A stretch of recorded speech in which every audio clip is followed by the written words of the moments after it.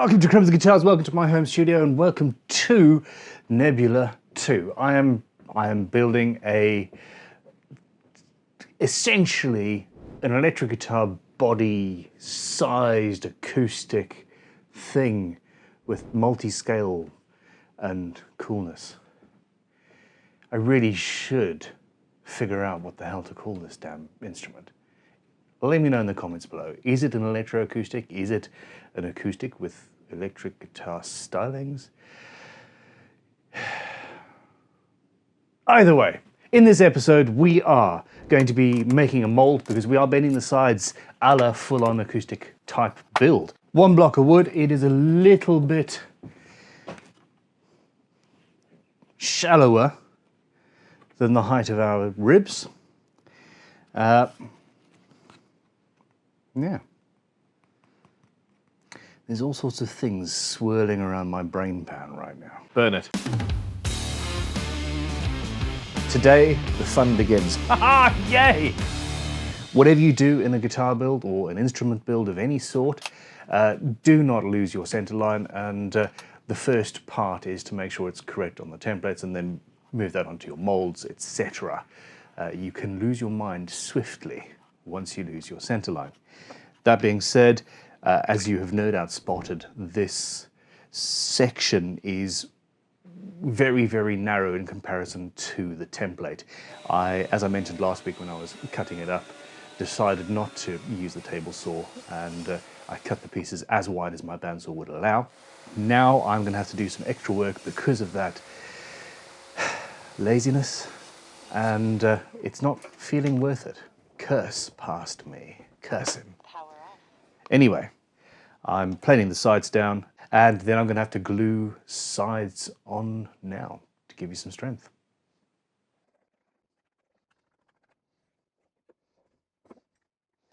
Okay, while that dries, I'm going to move on to the next stage, which is jumping several stages ahead in the build. I'm going to need kerfing to basically strengthen the sides where they join the top and the back. And the traditional way of making kerfing is literally just to have a 1mm or so thick piece of soft wood like pear or something like that, something that's very easy to bend, and you steam bend it and glue it in place and you're done. That is traditional, i.e. 1600s or so 17th century. The way we do it now is we take a table saw and we have a slightly thicker piece of material, say 3mm, and we cut saw curves into them every so often, i.e. regularly. And in order to do this quickly and easily, I need a table saw sled, and I'm going to build a very, very, very basic, very quick table saw sled, and well, by this point in the commentary, I'm hoping it's done.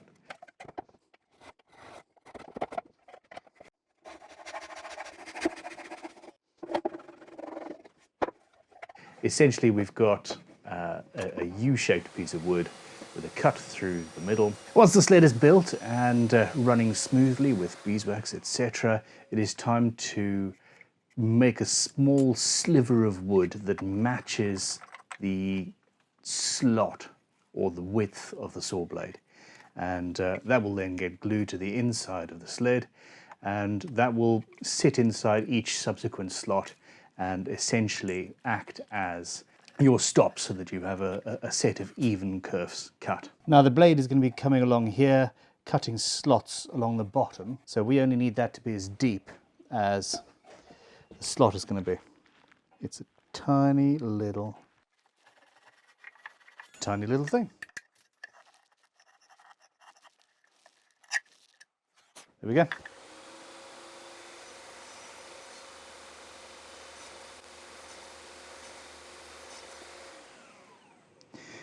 I have thoroughly enjoyed this. A huge part of guitar building is making your own tools and making your own jigs and templates and this sort of stuff, and I tend to avoid it in the videos, but I don't think I should, to be honest. This is gonna be incredibly useful, and it's very precise. You can use this sort of jig for all sorts of general woodworking as well, box joints and, well, everything. You can adjust the height, and this is gonna make making kerfing a lot easier. I'm gonna do that a little bit later though. I'll be using some of this flame sycamore.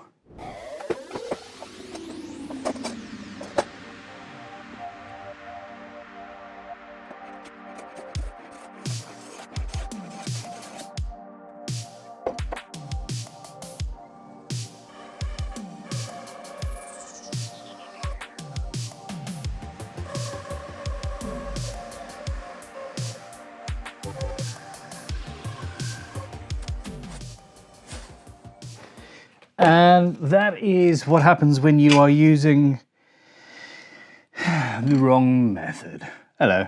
I should have had a smaller blade on. I've not broken the blade, I've just pulled it off the wheels, which does happen more often on this particular bandsaw than not.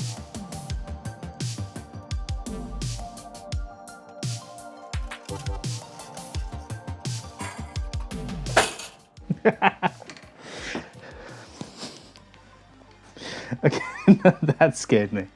Well, okay. There are some days when you just shouldn't be doing anything. I think this is one of them.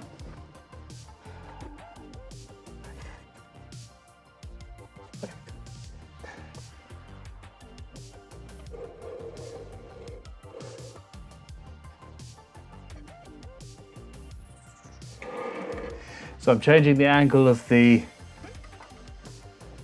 wheel. Come on. I'm changing the angle of the wheel so that the blade is tracking properly. That's what happened that time. It's a much smaller blade, therefore the tracking is different. Right, fantastic. Goodbye. I was hoping that I would be able to cut the whole thing out, and if I was working on the bandsaws at Crimson, absolutely not a problem. They've got a much wider throat. This blank is just too big to turn around, so I am going to have to go back to my first thought, which was essentially split the whole thing in half, then chop around and essentially have a piece of wood that on either end, screwing it in and holding it back together. A lot of you said I should get a grizzly bandsaw, which unfortunately does not get sold in the UK. Next up is Record, and in popularity at least. And I do like Record machines, so well, we'll see.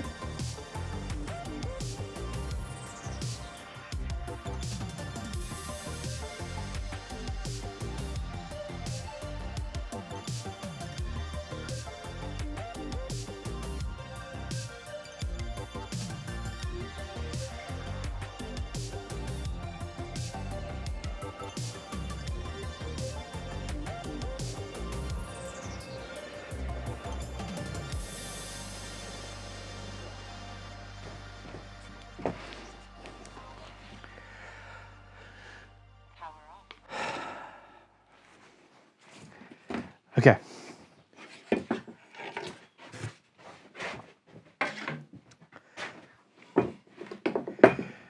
We have two parts of a template. Now, obviously the saw cuts part of the material away and turns it into sawdust, so I'm going to need to stick 2 or 3 pieces of thin veneer in where those cuts were, so that I'm not making the whole guitar a little bit slimmer. I'm going to super glue those in place and then clamp on a couple of pieces of wood on the end, and we will have a template for next week.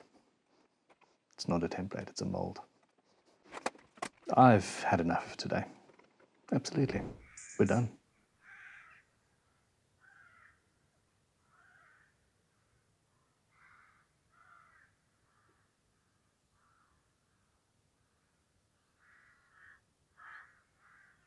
Let's get on with this mold then, shall we? Spot on.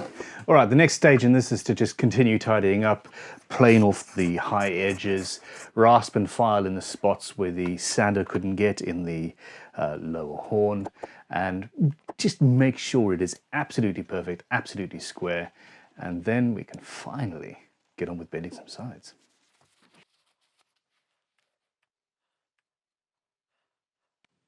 I use various different rasps, files, chisels, etc. to get into the fiddly little bits of the mold. It's just one of those things. Frankly, a good sharp chisel and an Iwasaki file will get you most of the way in any situation. Moving forward, I need to seal the inside of the mold. I'm going to be bending the sides, and I'm going to be wet bending the sides using a bending iron. Because there is going to be water and steam, I want to protect the mold a little bit, and I will be using the new Crimson Guitars wipe-on guitar finishing lacquer to seal this. Pretty. The side I started at is almost cured already. Awesome. This will be left to dry, and I will rub it down gently with 240 or 320 grit just to make sure there's no raised grain or anything. And then it's off to the shooting board, and I want to plane the edges of the sides. Now there's a sentence. Nice and flat.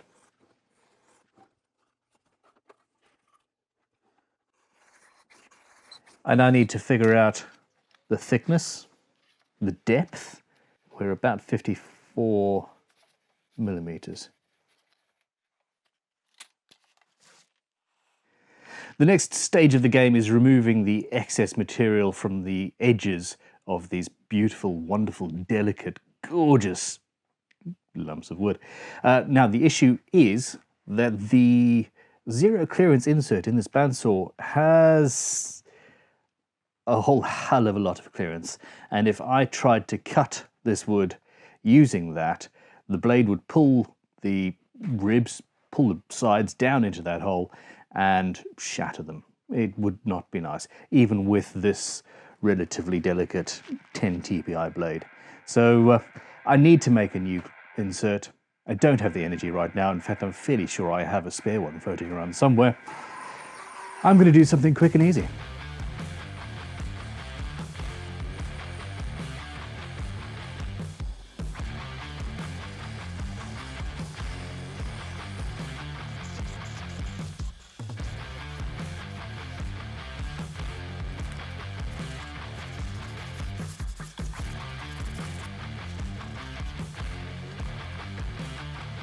And now the fun truly begins.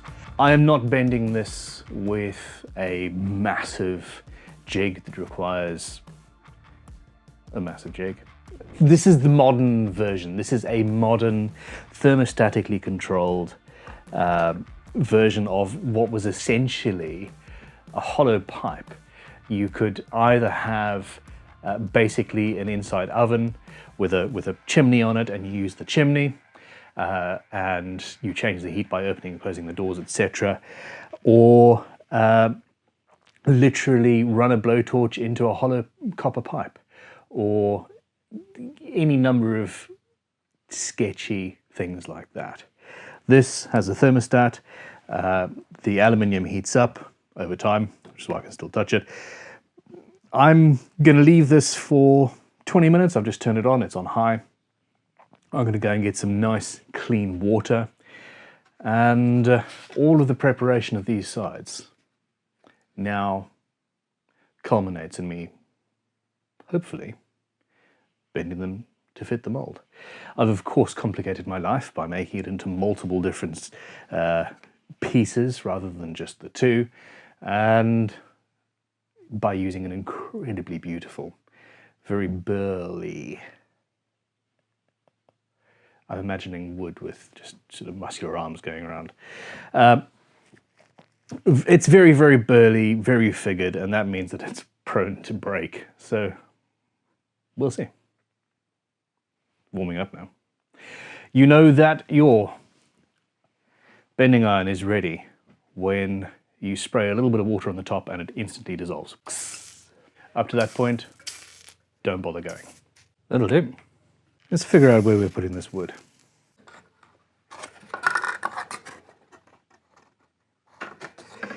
This is the one bit. I'm not sure if I want it, as was the original plan, to go into the body, like so, or maybe even come around and then go in there, giving us a big port here. I think that's going to be my... I think that's what I want to do. So I'm just going to leave that uncut for now. Actually, here's the plan. I was going to have an inlay on the end of the guitar, probably in this, just delicately done.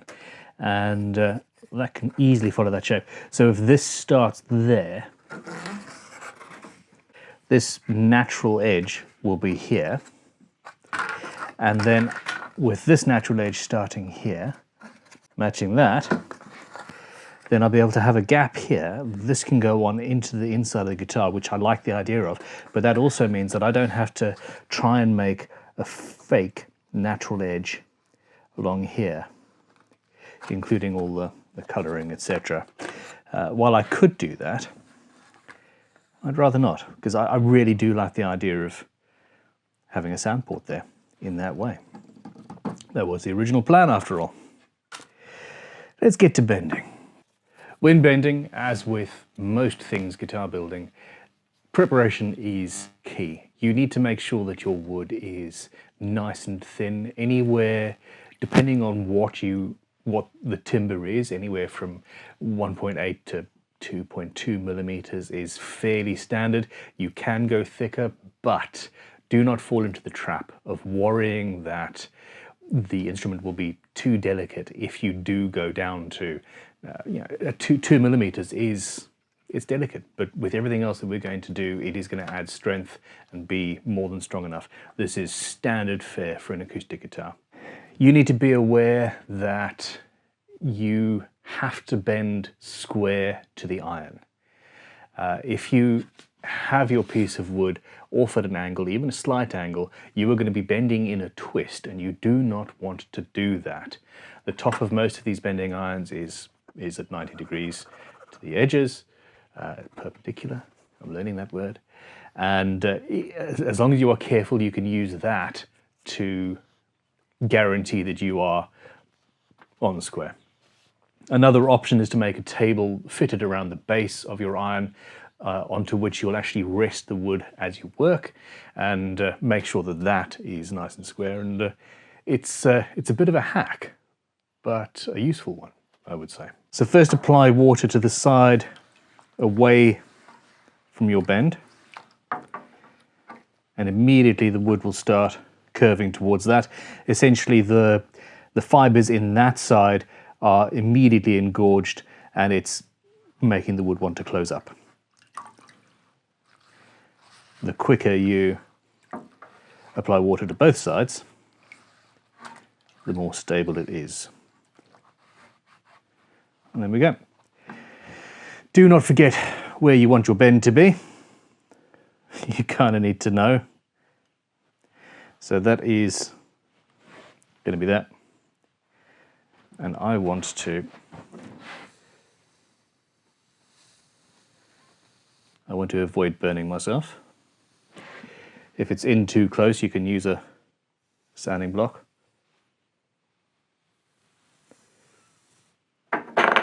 Remember to keep it square and not overbend it too much, because you then have to do this, which isn't fun. It is, however, what happens when you're talking while doing this. Another thing to bear in mind is that the bending iron, this is hot, and oftentimes you'll be bending maple, which is nice and white, and you can burn it. Do not let the wood get dry unless you want it to be dry, i.e. you are finishing your bend and you're happy with it. An old trick is to just use a sheet of white paper around the side of the bending iron and bend onto that. Another trick is to use a wet or a damp rag and hold that in between the piece of wood that you are bending and the iron, and that will stop it burning. In this particular case, I'm not worried. We are going to be staining this entire instrument multitudinous colors, so a little bit of scorching, well, you know I like that.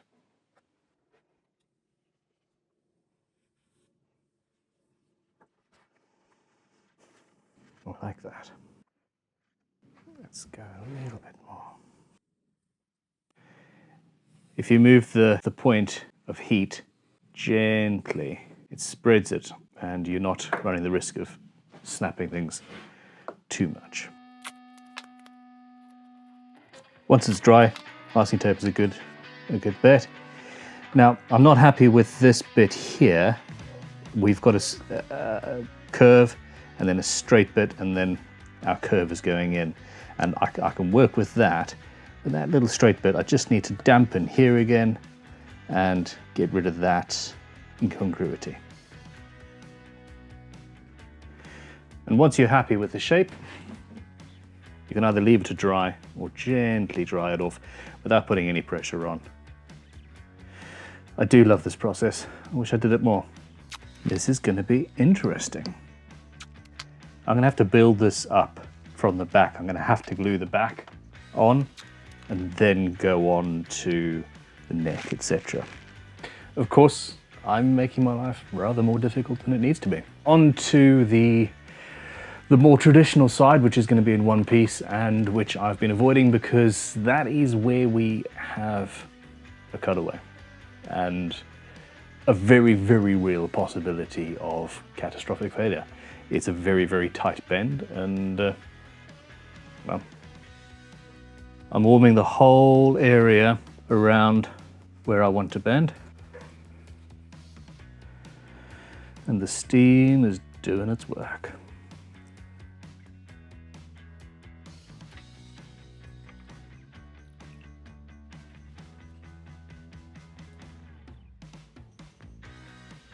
I am not putting very much pressure on here at all.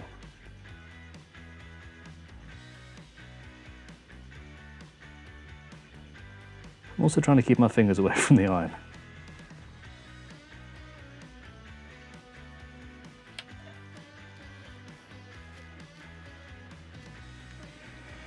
I'm keeping even pressure on the top and the bottom to avoid twist. I should probably move it a bit more because holding still gives you a little bit of burning. I'm not entirely sure if this bend is even possible. Nope, no, I don't think it is.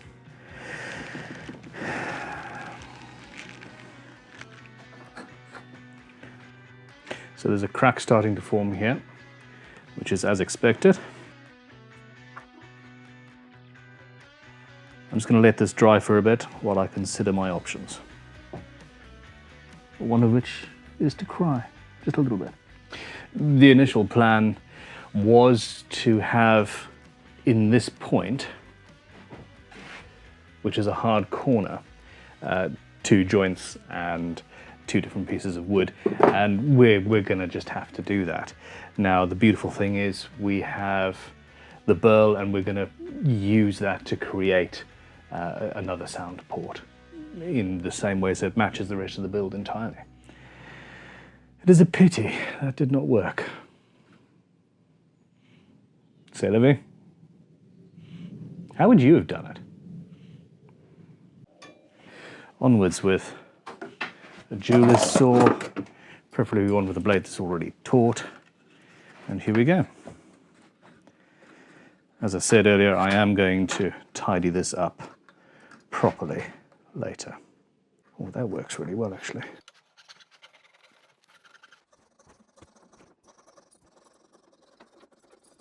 So I'm following the actual grain, and there we have something relatively natural looking. So that's the curve. This wood is so gorgeous.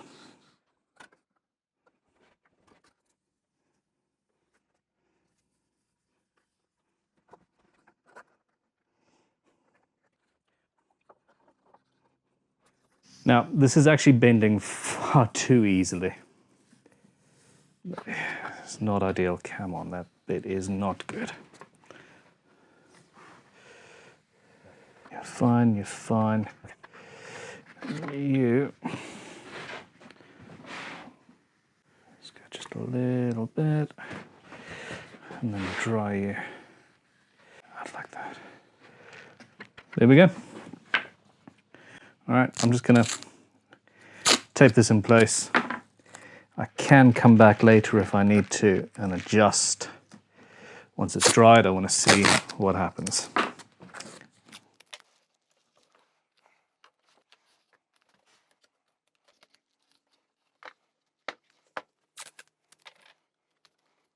That was less than ideal. This burl is moving every which way and it's very, very unpredictable. With a nice flamed maple side or a rosewood side or something like that, it's a lot more predictable and a lot less scary. Now, that being done and that being said, I have this tiny little piece.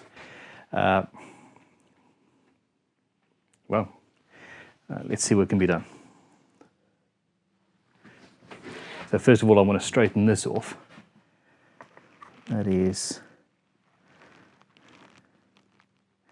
yes, I would like the crack to match up if I can, because, well, it's fun. So using the wooden edge of my sanding block, I'm straightening that out. So I'm moving the heat and very gently putting pressure where I want the curve to be. That will do nicely. Pretty much toasted maple now, but hey, what can you do?